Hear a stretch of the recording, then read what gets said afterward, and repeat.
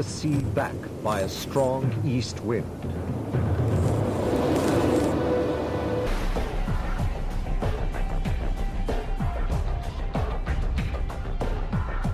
For years, explorers have searched for evidence of the miracle of the parting of the sea.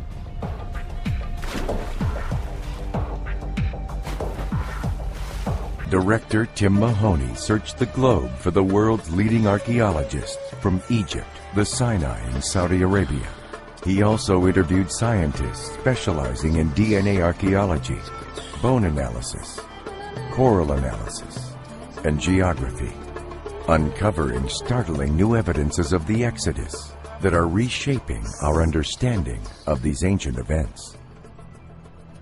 The filming of this investigation lasted 7 years and involved Dr. Leonard Moeller, a DNA research scientist who investigated the biblical accounts with a uniquely scientific approach. For Dr. Moeller, it began in 1995 when he joined others to investigate the claims of the Exodus, looking for physical evidence on the bottom of the Red Sea. They were searching for chariot wheels encrusted in coral. The hypothesis is that the biblical text from the book of Exodus is a true historical document. And this text contains clear clues concerning the route of Exodus, which has led us to this location at the Red Sea. Egyptian army, overturning chariots, drowning all the horses and soldiers.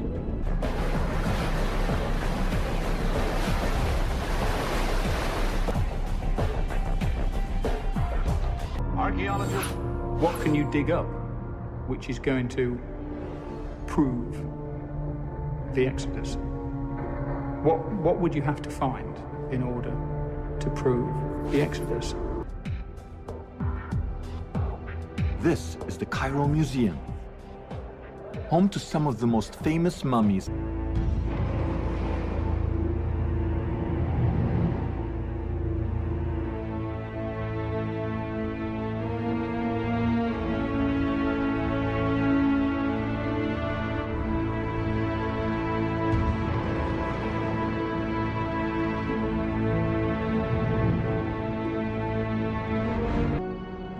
Here is the man who confronted Moses.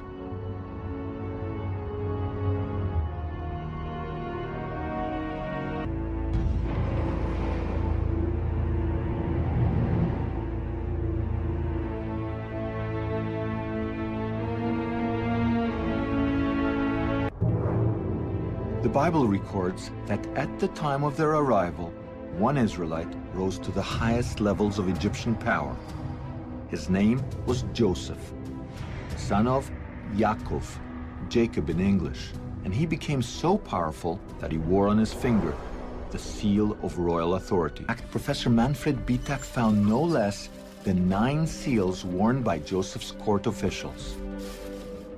Inscribed right on them is the Hebrew name Yaakov, Joseph's father.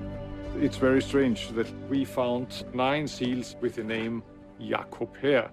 It's a biblical name, by the way. The original was probably mounted on a ring worn on the finger, and this gives us a new puzzle. To support our new biblical timeline, we needed to find alphabetic inscriptions carved by slaves some 3,500 years ago. In our wildest dreams, they would also mention the biblical god, El.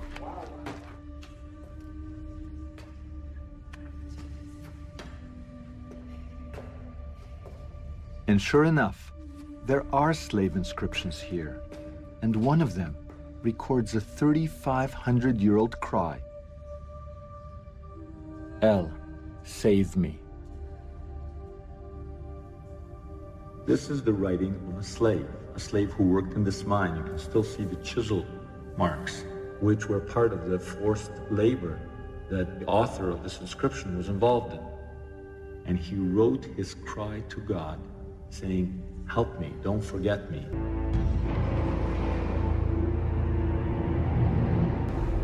Incredibly, there is an Egyptian papyrus that tells the exact same story. It's called the Ipuwer Papyrus.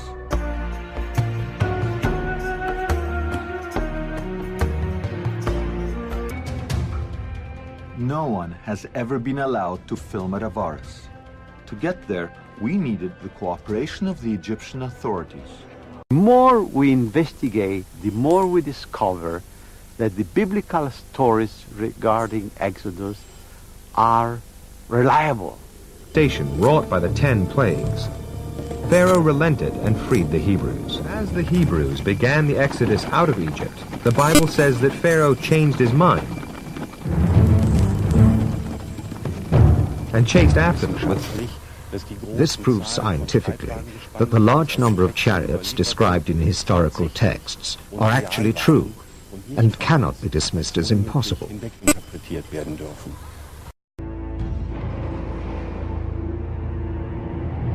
Allowed the abomination of the gods, the immigrants, to depart, the earth swallowed their footsteps. This was the directive of the primeval water, who came one day unexpectedly. The shows that the story of Moses and the Exodus can no longer be dismissed as the figment of a scribe's imagination. But this leaves one final question. How did the Bible get so many of its facts right? Explain why the archaeological record matches so well the biblical accounts. The bondage of the Hebrews, Moses' upbringing in Pharaoh's palace, the 10 plagues of Egypt, the parting of the Red Sea, and the 10 commandments.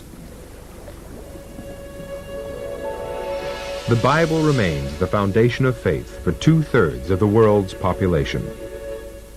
The modern age is also rediscovering it as a tool for understanding. Let's put all the data together on the table, and then let's hash it out and see what the most likely scenario is, and let the viewer decide. It was just exciting to see those divers with their films and showing the chariot wheels and the chariots down underneath the water. It was fantastic. I thought I knew a lot about the subject, but I learned so much. The facts, the scientific approach is riveting. This movie is going to rewrite the history books. It'll rewrite the conventional wisdom of what we think about how the Exodus occurred.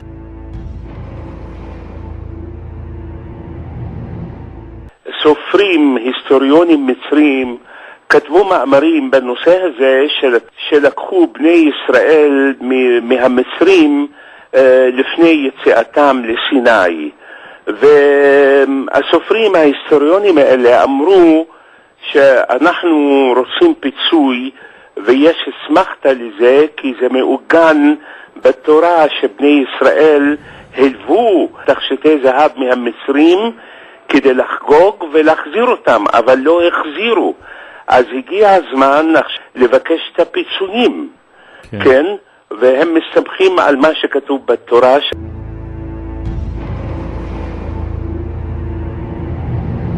אנשי המדע, הארכיאולוגים, הגיאולוגים, כל אלה חברו יחד בכדי לספק לנו את ההוכחה החותכת לאמיתותו של התנ"ך. גם לספקנים שראו עד היום את התנ"ך כאגדה, הרי כרגע הם חייבים להודות שמה שהתרחש לעינינו הוא בדיוק כמתואר בספר בראשית. הן בגודלה של הטבע בצורה מדויקת הוכח שזה בדיוק 300 אמה, 150 מטר, הן במיקום של הטבע שמתואר בתנ"ך כהרי ערערת בטורקיה, בדיוק שם במקום הזה התגלו הממצאים.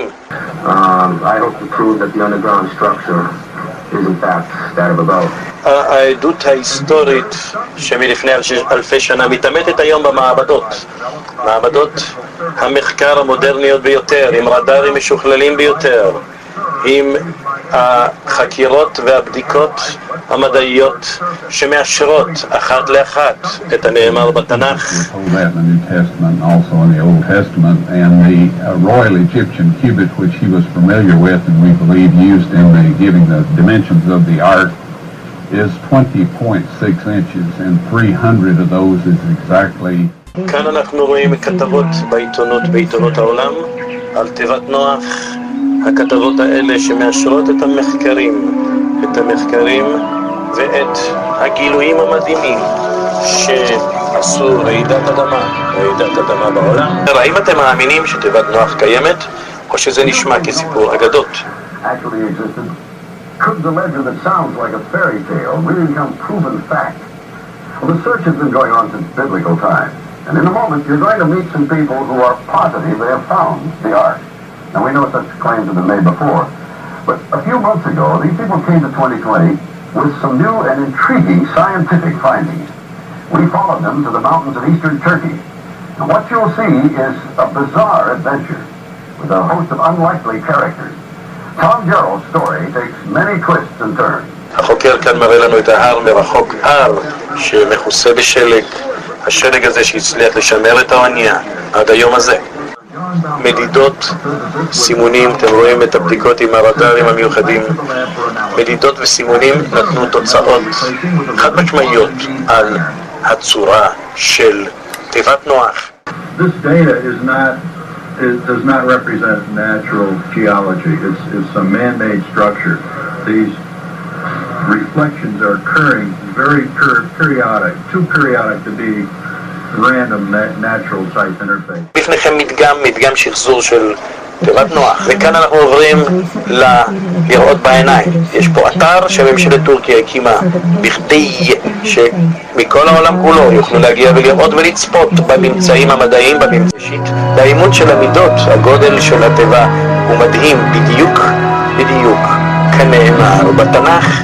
צילומי לוויין של האמריקאים שנעשו במשך שנים על שנים למטרות צבאיות, צילמו את האזור הזה. כעת משתחררים הצילומים האלה. Very unique object. It wasn't impressive to look at from a distance when we got up close to it. It had a lot of resemblance to wood. It was rock, obviously, but it did look like hand-hewn beams. התחלנו לחפש את התיבה הרבה זמן, אומר ראש צוות החוקרים שלנו, אבל הלב שלי החסיר פעימה. כיצד הצליחה תיבת נוח להשתמר כל כך הרבה שנים בצורה כל כך מדויקת עד הרי הרבת? באמת, כיוון שזה סנסציה עולמית, גילויה של תיבת נוח בצורה כזאת מדויקת שמותאמת לסיפורי התנ"ך הביא לנו תגלית מדהימה. זו חשיפה לעין המצלמה שמאשרת לנו שבתנ"ך למעשה אין אגדות, זה פשוט אוסף של עובדות מדעיות.